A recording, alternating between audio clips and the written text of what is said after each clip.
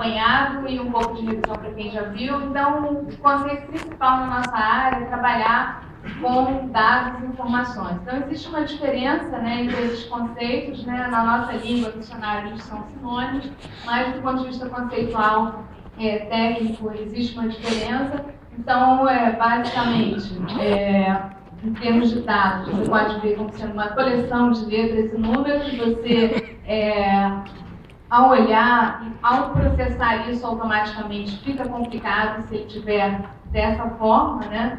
Então, a gente precisa de alguma estruturação, precisa de alguma semântica e um contexto para que esse dado possa ser útil e vire, então, uma informação. Então, quando você começa já a agrupar esses dados, organizar, ele já começa a ficar preparado para se tornar informação. E desse jeito aqui, ele já é considerado informação. Já está estruturado, agrupado, tem uma semântica. Então, aqueles números que estavam jogados, aqui, nesse contexto, está representando o código do professor. Ali tem o nome de professores, universidades, áreas de pesquisa.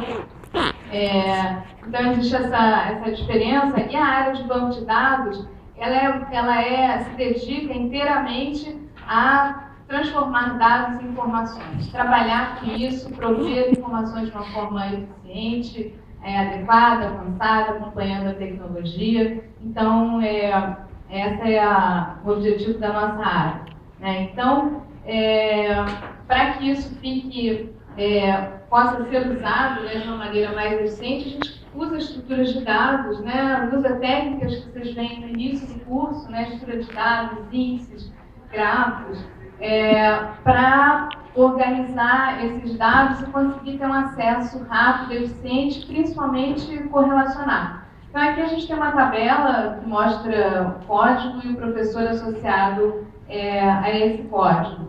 Com mais relacionamento ainda, você tem ali, por exemplo, uma tabela que faz um relacionamento entre o professor com a instituição que ele está lotado e a área de pesquisa.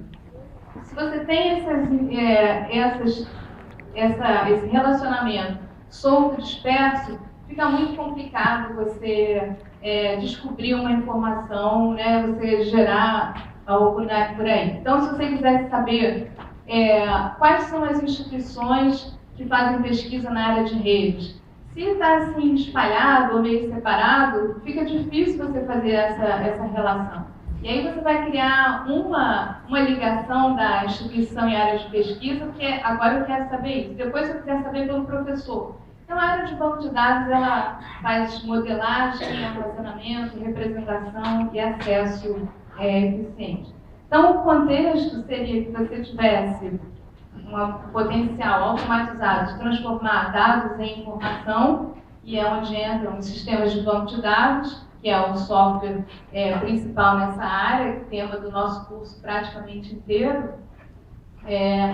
Em seguida, né, com esse dado já organizado, passível de consulta, você pode começar a tentar tirar um conhecimento a partir daí, ver correlações escondidas, né? Daí, sistemas de mineração de dados vão trabalhar para isso, né, chamado mineração, porque existe alguma correlação entre aqueles dados que pode não ser muito evidente. Então, ao olhar e analisar, fazer diversos cruzamentos, você consegue gerar um conhecimento a partir da informação e, finalmente, usar isso para auxiliar na tomada de decisão, né? Então, isso vai gerar uma ação.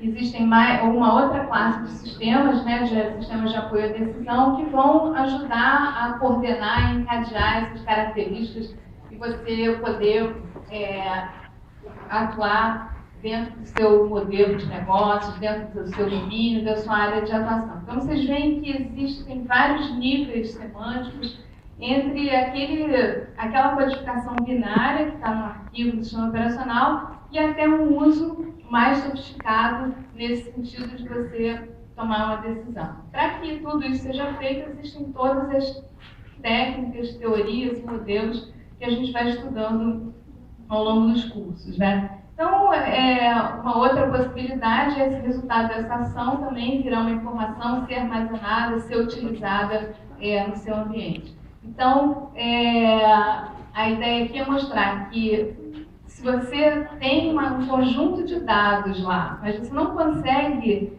descobrir todas essas ações, você não chega aqui no último nível. Então, você perde em competitividade, você perde numa atuação, porque o dado está armazenado, mas você não tem informação, você não sabe.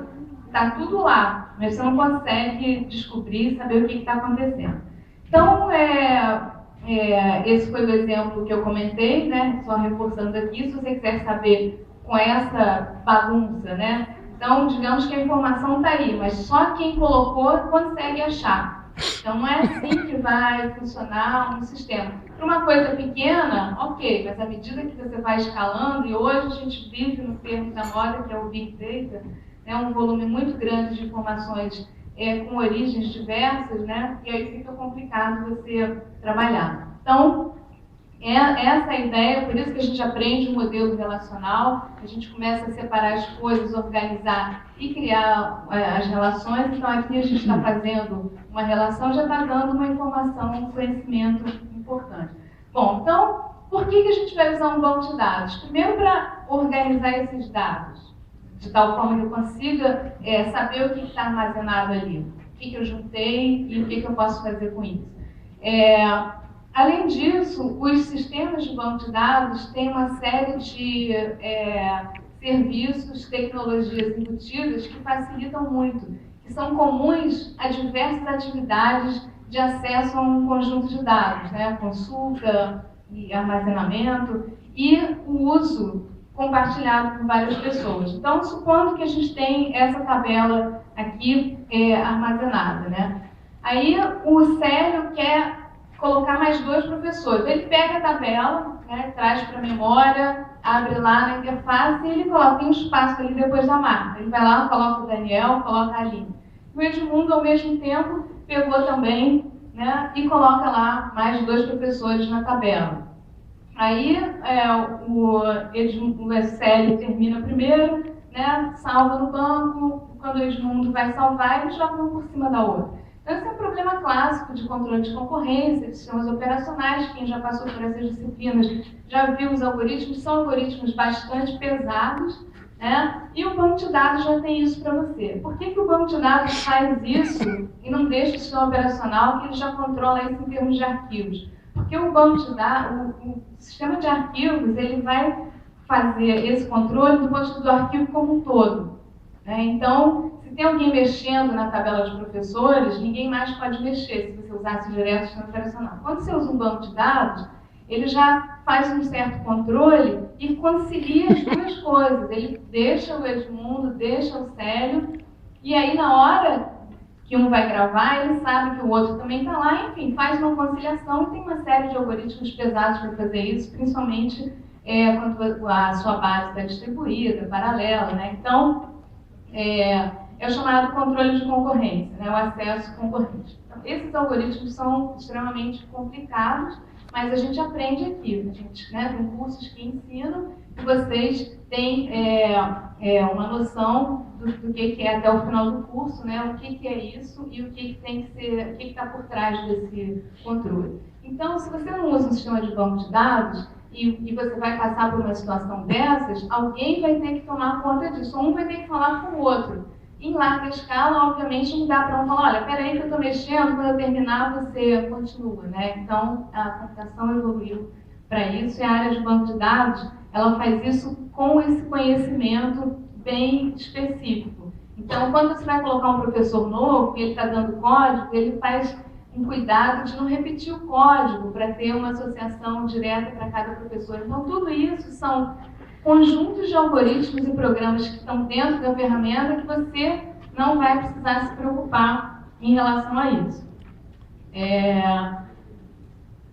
Se cai uma rede no meio dessas inserções, né? Então, se ele estava inserindo o Daniel, aí caiu a rede. Então, quando a rede voltar, né, ou qualquer outra falha que ocorra no sistema, ele vai ter que saber até onde eu fui, o que estava na memória, conseguiu chegar no disco, ser gravado, o que não foi. Vou ter que começar tudo de novo, mas lá dentro já tem um. É algo bastante complicado se você deixar ou se você tiver que escrever. Então, outra linha de algoritmos e técnicas para recuperação de falhas, para reconstrução do sistema, para manutenção da consistência e da integridade da base. Então, a gente aprende, né, todos esses conceitos e o sistema está lá para cuidar disso, né? Então, mais uma vez, são algoritmos complicados em relação a isso, mas facilita muito, porque se você estiver inserindo 1 milhão de pessoas, você não tem que começar a fazer isso do zero, que num banco de dados isso acontece, você manda continuar, e ele vai saber onde parou e de onde ele tem que continuar, e deixar, se o Edmundo no meio, outras pessoas mexerem, tudo vai ficar consistente e provadamente correto computacionalmente, né? Então, são coisas que ocorrem. Então, basicamente, assim, né, esses são um dos primeiros slides da nossa disciplina de banco de dados, assim, vantagens, porque usar e depois a gente vai detalhando, vai colocando um pouco mais de informação. Então, do ponto de vista de modelagem e organização, praticamente todos os professores aqui comentaram da importância que é você ver um problema no mundo real, fazer uma abstração e modelar no banco de dados. O grafo é a abstração utilizada para aquele problema das fontes que a Sulamita comentou. O Assi falou bastante dessa modelagem de engenharia de software. Em banco de dados, a gente modela dados. Então, existem teorias por trás do modelo que você usa, como você trabalhar, para estar sempre garantindo aquela correção que está no ambiente controlado. Foi a diferença que o Assi bem comentou. Então, você tem um esquema, você combina com a estrutura de dados que todo mundo vai usar, quais são as propriedades que ela tem que ter, e aí vai ter uma consistência na hora de mudar, as restrições de integridade, chave primária, chave estrangeira, a linguagem de consulta que vai permitir você perguntar quais são os professores da área de rede, sem ter que escrever um algoritmo que vai lá procurando a terceira coluna e depois a primeira com código chega no outro, né? Então, são números que vai fazer isso de uma forma bem eficiente. Tem várias técnicas também de otimização para chegar no melhor plano de execução. E junto a tudo isso, ele tem os controles que um sistema operacional tem, mas ele vai trabalhar no contexto de tuplas, né? De registros, chaves, preservando todas aquelas propriedades. Então, quem usa um banco de dados sabe que várias pessoas podem usar ao mesmo tempo, porque ele vai garantir o acesso concorrente, né, vai criar transações para permitir o início, o fim de todas as operações que você quer fazer, vai recuperar a questão de falhas. Recuperação de falhas significa manter a base consistente, continuar a partir dali, ou recomeçar do zero, ou o que quer que seja a gerência da memória. Então, quando você usa um banco de dados, seus dados não precisam caber todos na memória, ele vai cuidar de ficar trazendo aos poucos, gravando e mantendo a consistência, índice, transações. Então, a área de banco de dados, né, trabalha com esses algoritmos desde a década de 70, quando surgiram os primeiros, a área em si começou a surgir, e foram criados os primeiros produtos, e eles vêm evoluindo até hoje. Bom, por que é importante a gente estudar isso? Em primeiro lugar, né, o curso do CEDES não é um curso de treinamento. Então, vocês não estão aqui para aprender a usar os grandes sistemas de banco de dados ou os pequenos sistemas de banco de dados. Vocês têm que saber o que está por trás. Mesmo que não seja o caso de algum de vocês vir a desenvolver um sistema de gerência de banco de dados, mas vocês sabem por que aquilo funciona, por que aquilo é confiável e etc. Então, essa é a ideia. E sabendo disso, você pode passar de um sistema para o outro e você vai procurar. Qual é a linguagem de consulta? Como é que é o acesso concorrente? E aí você vai evoluindo a partir do momento em que as tecnologias vão mudando. Então, essa questão da base é muito importante por conta disso. Porque a tecnologia, se você tem a base, você consegue aprender e vai ganhando com a experiência. Mas se você não tem a base, você não vai aprender isso com a experiência. Isso é muito difícil. Então, por que eu estou trazendo isso aqui, que seria meio mais ou menos óbvio, né? Vamos dar uma analisada do que aconteceu, o que acontece hoje com a trajetória de ferramentas de dados do Google. O Google é um dos maiores detentores de dados de diversas áreas e etc., né? E ele vem desenvolvendo uma quantidade de sistemas e softwares, né? Bom, Então, o Google resolveu, por conta do acesso distribuído, a quantidade de dados que ele tem, fez o seu próprio sistema de arquivos para trabalhar com ele de forma distribuída. E começou a colocar as bases no sistema de arquivos. Começou a trabalhar. Ele viu que não estava assim, estava tendo alguns problemas ali, né? Bom, então vamos criar um modelo mais flexível para fazer esse processamento paralelo, trabalhar com esse modelo de programação funcional, o MapReduce, em uma implementação chamada Hadoop. São as palavras da moda hoje, é o Big Data. E essa é uma tecnologia bem sucedida para fazer isso, mas está no nível lá embaixo, programação e sistema operacional. Bom, aí, como isso aí começou a dar problemas, né, eles passaram então para criar uma coisa mais perto de um banco de dados, que é o famoso Big Table. Né? Então, o Big Table criou também uma grande reviravolta, né?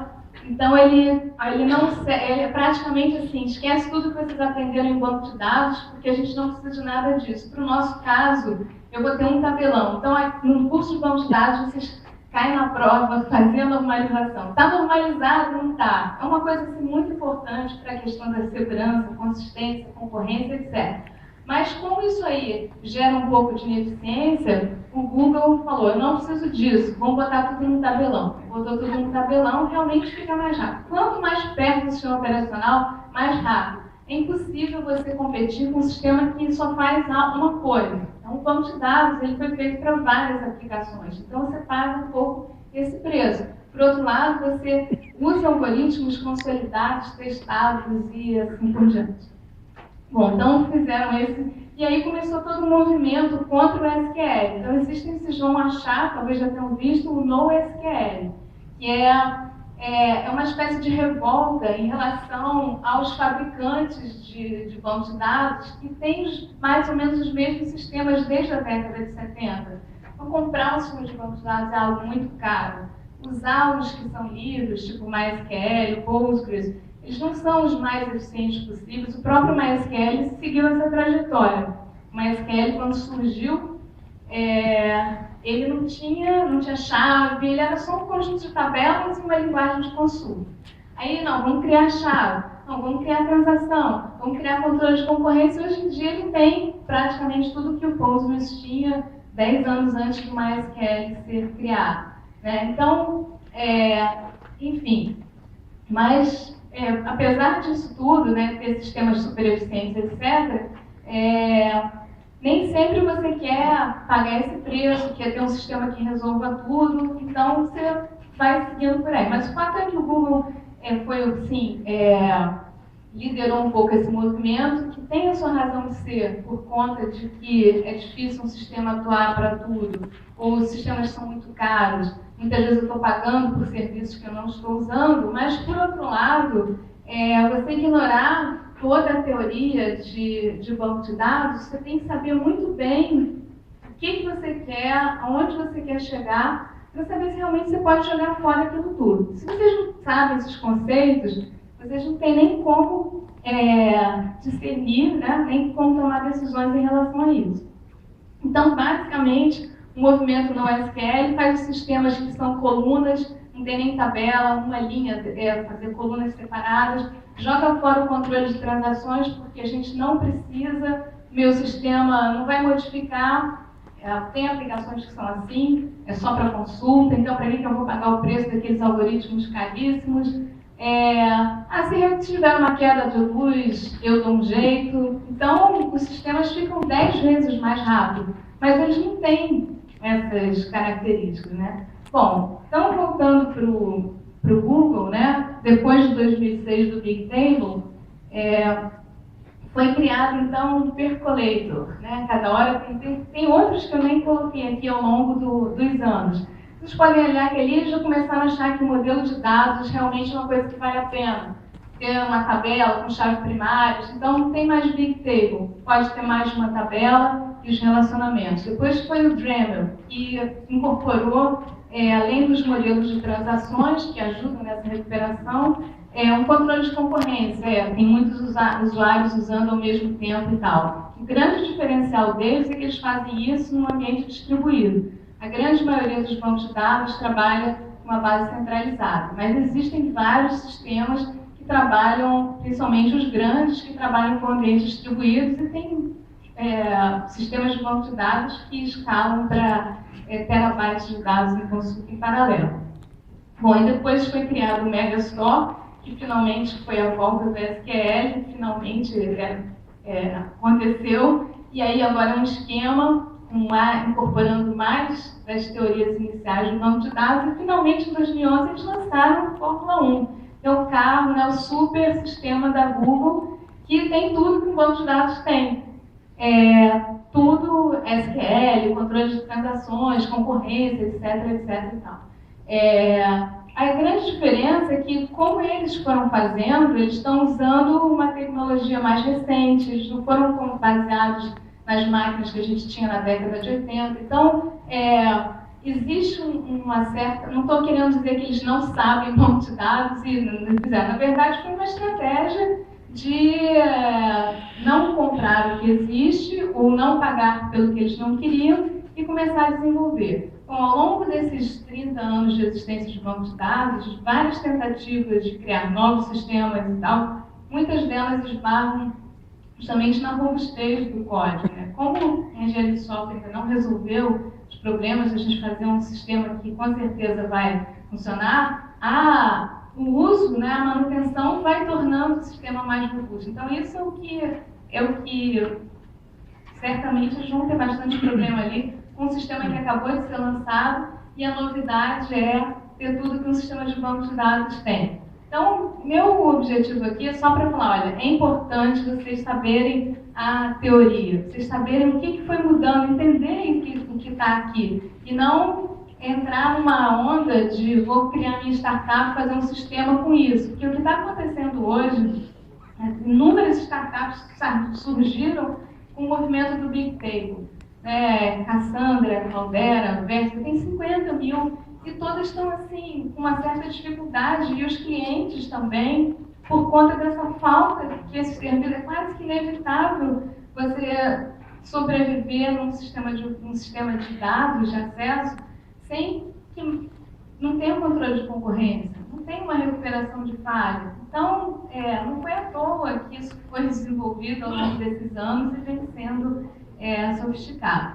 Então, até o Access da Microsoft, uma coisa bem pequenininha, ele tem uma série desses controles embutidos e tem o SQL, né?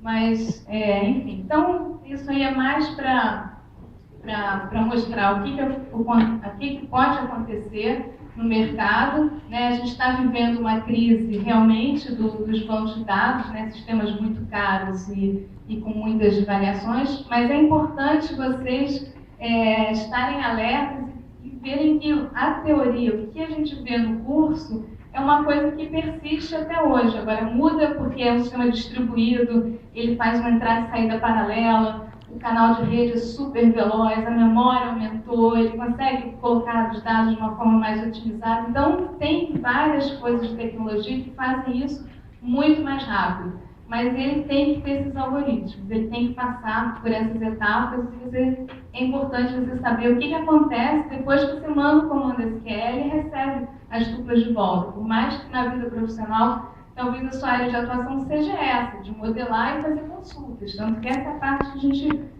põe mais ênfase, mas a gente não fala só isso, né? Nem a gente treina vocês em cima de um sistema de banco de dados. Bom, então, assim, só vou colocar... A gente usou essas tecnologias para trabalhar com dados que não cabem num banco de dados científicos, né? Dados binários, e vai adaptando, né? Então, esses são alguns dos sistemas que a gente tem desenvolvido, trabalhado. A gente trabalha com áreas de óleo e gás, né? Dados científicos da área de óleo e gás, bioinformática, astronomia e várias áreas que são distantes das áreas clássicas de negócios.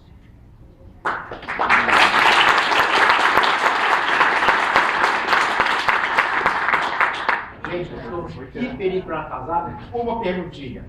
Porque senão vocês não almoçam também. Aí Ok, então, a professora Marta está aqui, eu vou passar adiante, nós estamos muito atrás, eu ouvi dizer que lá não espera no restaurante, se nós temos, eu vou pedir, enquanto o professor Daniel está colocando o laptop dele, né, se alguém já tiver uma pergunta para Marta.